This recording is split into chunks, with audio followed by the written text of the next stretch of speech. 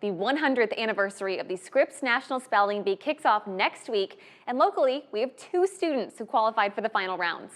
In our first half hour, we introduced you to Mason Coulthard from Lena, Illinois, and now our second qualifier in the QCA is Amboy 8th grader Parker Zimmerly. Parker, thank you so much for being here today. Congratulations. How do you feel about going to the national rounds next week?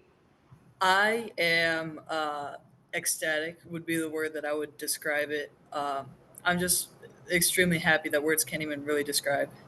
I bet. What did you have to do to qualify for these final rounds? I mean, what other spelling bees did you have to get through? So first, I had to get through my school spelling bee against all my other classmates, to which I then went on to our regional spelling bee, and I had to study hard and work hard before, and I eventually won it, and now I'm going to the national bee. Is this something that comes naturally to you? Have you always been a good speller, Parker? I would say I've always been pretty good at spelling, but when I was in 5th grade, I didn't even win the school spelling bee, and it really did take a lot of practice for me to get better at spelling. And so it's kind of, I'm very glad just to have won it in 8th grade because it took a lot of hard work and it didn't just come completely naturally to me. Oh yeah, you earned your spot for sure. So I am curious, what do you do if you're given a word on stage and you just think to yourself, uh-oh, I don't know that one. I mean, walk me through your process. How do you figure out how a word is spelled? Well, first I go through and I ask the definition and the origin. A lot of the times that does help me, but when it's on stage, you are very nervous about it. When you get a word that you don't know, you kind of start to panic, but even when you don't, you kind of have to calm yourself down and you just have to spell it. So, yeah. Yeah, hey, nothing else to do it but to do it. How are you practicing for next week? How do you get ready? Well, my mom does help me study a lot. We practice the Words of a Champion level 3. Uh, they're very extremely hard words, and it does take a lot of time and hard work to study these words. Oh, I can But yeah, imagine. mm. Is there like a category or a genre of words that you are your favorite? You're like, oh, I got this in the bag.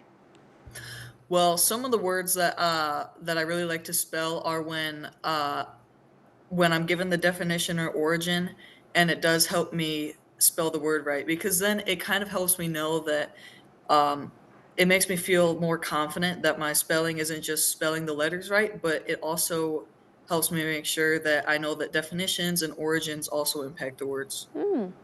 Well, Parker, I hear that you're also learning how to speak Norwegian. Where is this coming from? I'm not sure. I kind of when I downloaded the Duolingo app and I just kind of picked a language and I started learning it. And fun fact, Norwegian has actually helped me spell a little bit from, like the origins of spelling words. It kind of can help Oh, me yeah, that spell. makes sense. So, what do you think is easier for you to spell words in, English or Norwegian? Definitely English.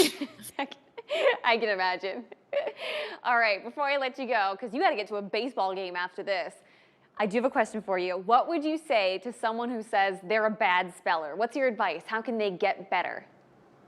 My advice is just to work hard and study words. And also read books because I once you read a word or write it down or whatever happens, I think that it becomes a lot easy to spell other words. And I got a lot of my spelling knowledge from reading books. So I would say that reading a lot does help you be a better speller.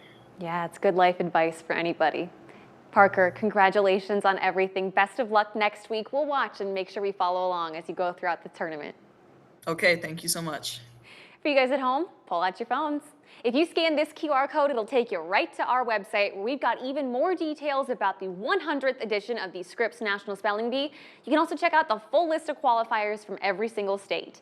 You can also always find this article by going to WQAD.com and clicking on the As Seen on TV tab.